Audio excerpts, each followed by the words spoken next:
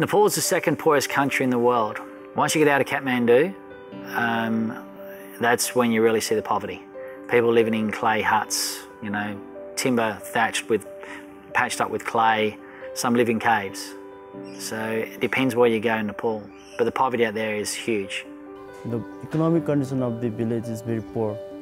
I faced a lot of struggle there, you know, due to death of my parents. You know, the society did not care about us. If you're unfortunate and you're the lowest of the low, you might be a Badi in the Badi caste, where you'll get sold into the sex trafficking overseas.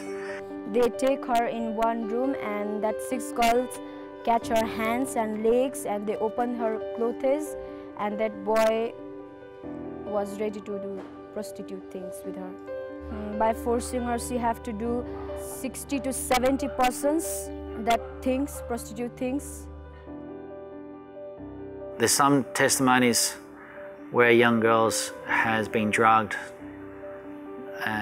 taken by a group of boys and sold and then put in prostitution and punished because she didn't want to do the things that they were telling her she had to do.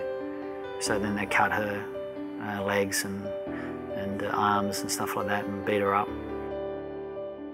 If you're in the Chepang community, they don't sell their children, which is good, but they can't afford their children and they live in caves and clay floors. This is Christina. I first sponsored her when she was 12 years old. She's now 16, about to turn 17 next month. She's finished her school education now, so she's finished all her exams. And she's going to college what are you going to study at college? Major English. Major English, and she'll be a school teacher. When I first went to Nepal, and I was in a place called Gorkha, it's where the Gurkhas train. And it was a spiritual journey for me again too. I'm thinking, okay, why am I here, God? Why have you brought me here? And it sort of dawned on me, what do they need? They've got nothing. And they need clean water. They need a better life. After coming from foreign country, her father divorced her mom, and when they were homeless, so they cut down all the trees were in jungles and they built a small hut to stay. She was eldest daughter, so she takes care of her brothers and she stays in own home. 92% of the water is contaminated. They cremate in the rivers, they bath in the rivers, they defecate in the river, they wash their trucks in the river. Everything you could possibly want to do with, in the river stream, that's what they do, and that's where their water source is. But in some areas they will defecate behind the back of their hut. And how they perceive wealth is whoever's got the biggest crap pile, basically, at the end of the year is the one who's eaten the most. So that's how they perceive wealth. Yeah, sorry.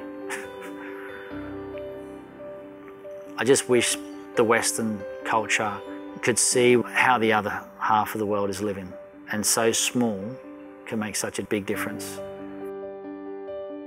And every 12 months I see the same children and the light in their eyes and the smile in their face. Once you sponsor them, they've got a hope, they've got a future. I was compelled to do something. I couldn't just sit there and not do anything. So I started Bentham Foundation.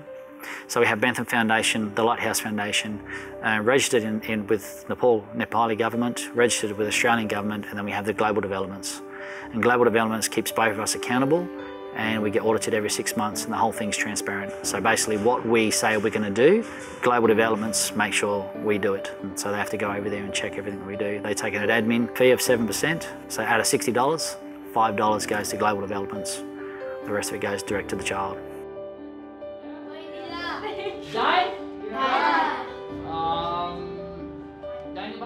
So 5 years ago I bought a block of land in Nepal, and we've now built a building. I was able to put 15 children into the hostel. So these children, most of them have families. There's only 1 or 2 that their mother and father have already died, but most of them have families, but the families can't afford the children. In Chepang, there's about 52,000 Chepang in the community. And unfortunately, about 50% of the children under 5 years old will die due to poor malnutrition and poor water quality.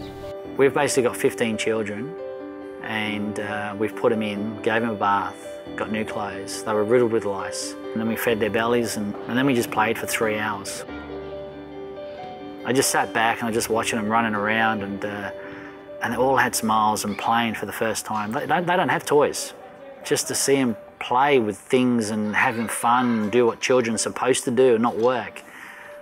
Yeah, it was really worthwhile. Sit down and this is what I go through the stress for. This is what I run businesses for. This is what Certified's about. It's about making a difference. Let me see the face, brother. Yeah. Nehemiah. Yeah. Yes. That's right. Good. There's 50 children that we want to get into the hostel. And I had to pick 15 of them. It's like playing God, you know. I've got to choose 15 children who I'm going to make a difference. I didn't like it. I wanted to get all 50, but I don't have the funds, I don't have the money to do that, obviously. I've got to get the sponsorship to get all 50 children in there. So yeah, it was hard. But when they go in the hostel, their circumstance change. This little girl who got sold and got drugged and sold, when she came into the hostel, she got rescued and she went back to her community, but the community saw her as filth. So when she came back, she was an outcast within the community and gets spat at and all sorts of things, other things that I won't tell you about. And you know, someone out there sponsors this child and it's changed her life. She now wants to be a lawyer. She's been in the hostel for 2 years and she wants to go back and rescue all the other children from these bad men. That means hello. Hello. There's a block of land that I want to buy. It's $35,000. I got till the end of the year for them to hold it for me. And it's 1.5 acres and I can build a school. And it's been promised to us, but I got till the end of the year to raise the 35 grand. And the government said if we buy that, they'll give us another 1.5 acres for free. It doubles the size, it's great. But it all comes down with paying for the land first.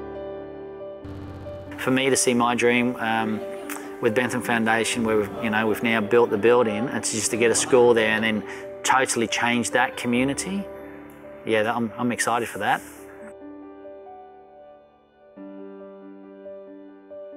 It's $60 a month. It changes their life.